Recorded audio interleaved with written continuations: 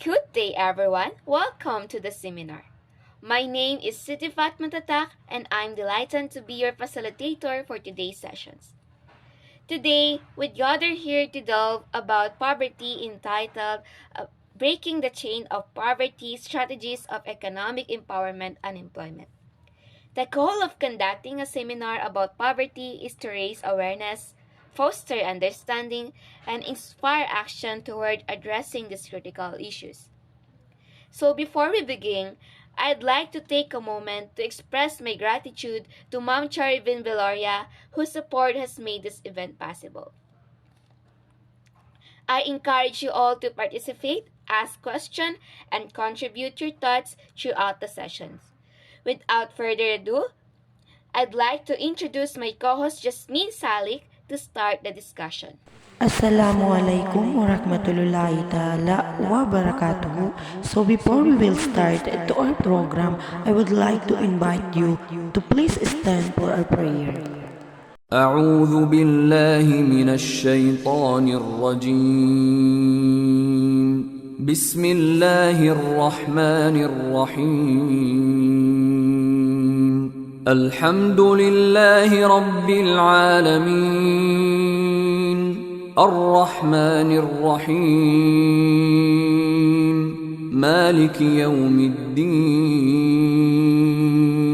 إياك نعبد وإياك نستعين اهدنا الصراط المستقيم صراط الذين أنعمت عليهم غير المغضوب عليهم ولا الضالين.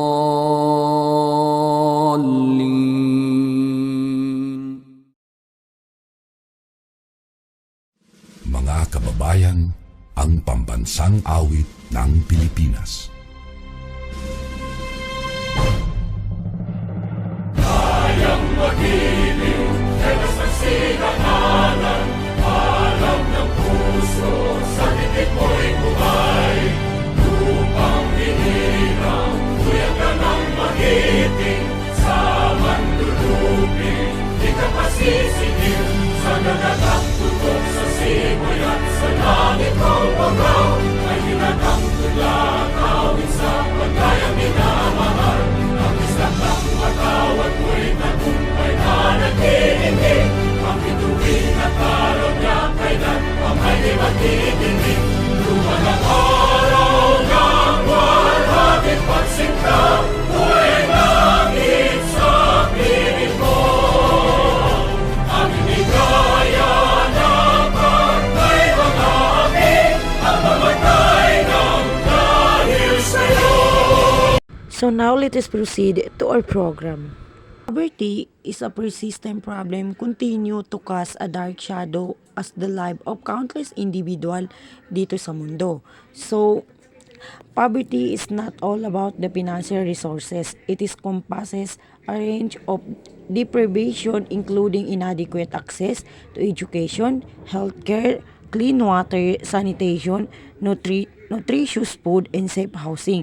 So, ang poverty is hindi lang ito about sa financial problem. Include na dito yung mga lack of education, lack of healthcare, clean water, and nutritious food. So, hindi lang siya about sa financial problem, hindi lang siya about sa pera, kung hindi sa pamumuhay ng mga bawat individual, yung kanilang safety na pamamahay. So ang poverty is sakop niya kung ano talaga yung pamumuhay ng bawat individual. So let us proceed to the combination of factors of poverty. So poverty is caused by the combination of economic disparities, social inequality, lack of education, unemployment, limited access to resources. So dito tayo sa economic disparities. So ano nga ba itong economic disparities? So economic disparities, in short, economic inequality. So ito na yung hindi pagkakapantay-pantay ng ating mga economic. So ano nga ba ang example nito? So ang example nito is yung ating mga farmer. So yung ating mga farmers, pag inaani na nila yung kanilang mga produkto, binibili ito sa kanila ng mas mura. So yung bumili ng kanilang mga produkto na yun, ibebenta naman ito ng mas mahal. So nagkakaroon ng economic inequality kasi hindi patas yung pagbili at saka pagbenta doon sa kanilang produkto ng mas mahal. Social inequality. Social inequality refers to the disparity or difference in opportunities, resources, rights, and living condition among a different group of people. So, when we say social inequality, is ito na yung hindi pagkakapantay-pantay ng opportunities, may hirap at saka yung mayaman, resources, rights, and living condition among a different group of people. So, alam naman natin na kapag mahirap ka, alam natin kung ano yung opportunities na meron ka. So, kahit yung mahirap, alam naman natin na pwede naman sila doon sa opportunities na yun. Pero dahil sa ganun yung kanilang living condition is hindi na nila ginagrab yung ganun na opportunities. Resources. So, itong resources naman is yung kadalasan ang nakakakuha lang nito is yung mga taong may kaya. Halimbawa sa isang community, kung sino lang yung may power or kamag-anak ng barangay chairman is yun lang yung nakaka-access ng resources na binibigay no government. Tapos, ito naman sa rights or karapatan ng isang tao. So, example nito is sa social justice. Alam naman natin na sa social justice, kung sino lang yung may pera, sila na yung panalo. Sila na yung may karapatan. Sila na yung may rights na ipaglaban yung kanilang sarili. And living condition. So, pag yung mahirap, alam natin na yung kanilang living condition is nasa poorest of the poorest pa. So, yung mga mayaman, alam natin na yung kanilang buhay is marangya. So next is lack of education. So lack of education lead to poverty, unemployment, and inability to stand for herself. So itong lack of education, nagiging dahilan siya ng unemployment kasi pag hindi ka nakapag-aral, nahihirapan ka maghanap ng trabaho. So nagiging dahilan din ito ng shorter lifespan kasi pag wala kang trabaho, like nahihisip mo na wala ka ng patutunguhan sa buhay. So, yung kahirapan is, kumbaga, mas lalo siyang nagiging malala. It because of lack of education. The causes of unemployment in the Philippines as rapid population growth and increased labor force participation. The consequences are high unemployment rate and the need for the higher economic growth and moderation of increase in the real minimum wage to reduce unemployment. So, the cause of unemployment dito sa atin sa Pilipinas is dahil sa pagdami ng population. So, as you can see naman, nowadays, ang dami-daming nakakatapos ng pag-aaral pero wala pa rin silang trabaho dahil hindi lang sila yung nakatapos, dahil mas marami pa sa ibang lugar na nakatapos mag-aral na hindi rin nabibigyan ng trabaho. So, ang ginagawa nilang solusyon dito is binabawasan nila yung sahod or dapat minimum lang yung sahod ng mga employment para maiwasan or mabigyan ng solusyon yung unemployment na problem dito sa ating bansa. So, let us proceed to limited use of resources. So, limited use of resources is ito na yung paggamit ng tama sa ating mga resources. So, like for example, sa isang barangay. So, sa isang barangay, meron silang resources na pinagkukunan. Let us say, yung mga puno. So, yung mga puno na yun, doon sila kumukuha ng kanilang resources. Or yung iba, doon sila kumukuha ng kanilang hanap buhay.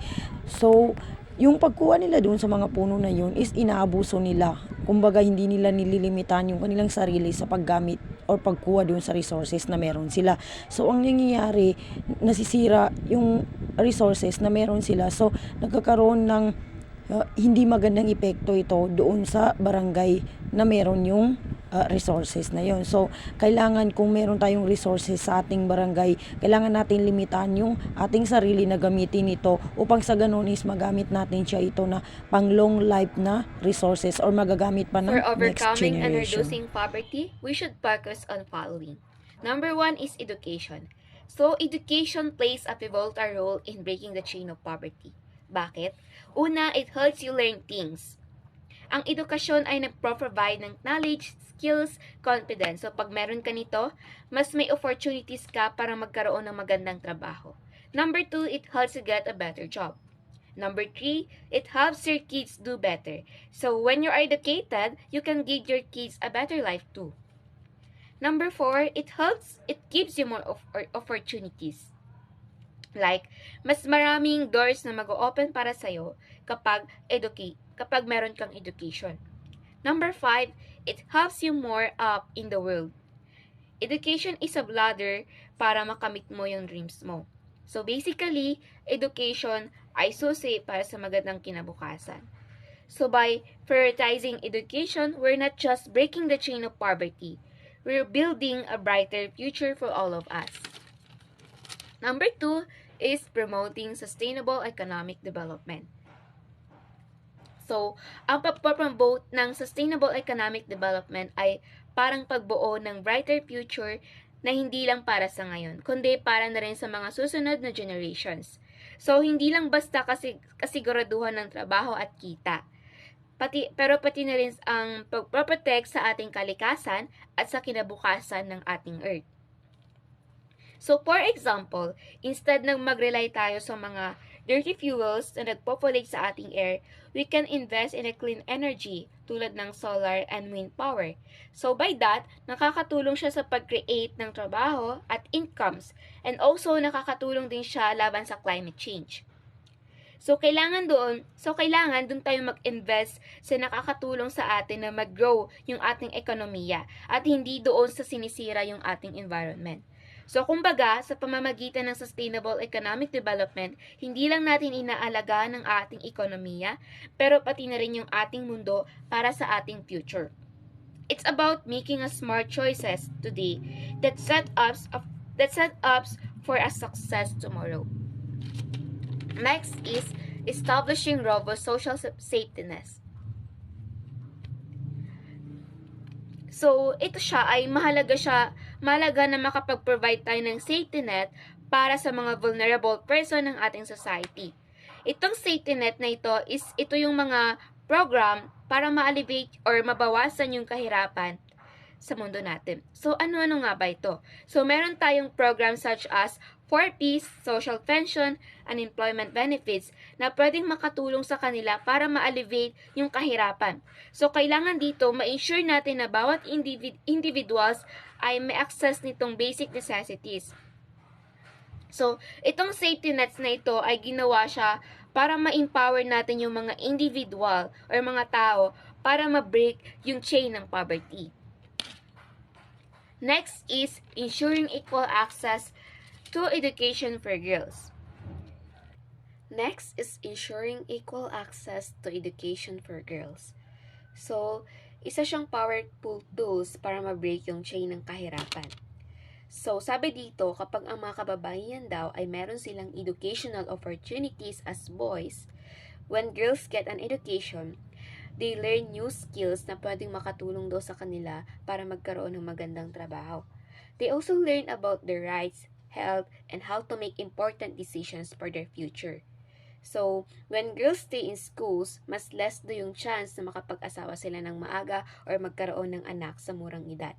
This means healthier families and more opportunities for everyone. Plus, educated girls often become strong leaders who make positive changes in their community. So, by making sure girls can go to school, we're not only helping them break free from poverty, we are also building a better world for everyone in thrive in. So, next is gender-based violence. Included dito yung domestic abuse, sexual assault, especially dun sa mga kababaihan na nasa stage of poverty. Sila kadalasan yung mga nakakaranas nito. So, when someone experiences this kind of violence, nahihirapan sila na gawin yung kanilang daily life, like going to school, get a good job, or even stay healthy. So, by stopping gender-based violence and supporting those who have experienced it, we can help na ma-break yung cycle ng poverty. So, imagine a situation where someone or kadalasang babae kasi yung nakakaranas ng violence and abuse just because of this gender, just because of their gender.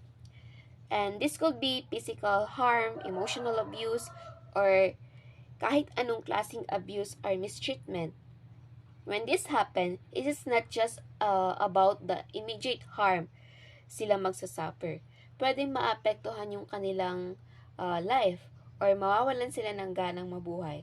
For example, they might struggle to go to school or work or nami-miss out nila yung mga opportunities na pwede makapagpaganda ng buhay nila.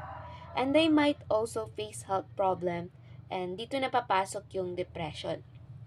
So, hindi lang ito nangyayari sa isang tao. Maraming tao ang nakakaranas din ito. It creates a cycle kung saan ang mga tao nakastuck na sila sa poverty dahil di na sila fully participate sa school or works or other activities that could help them to improve their life.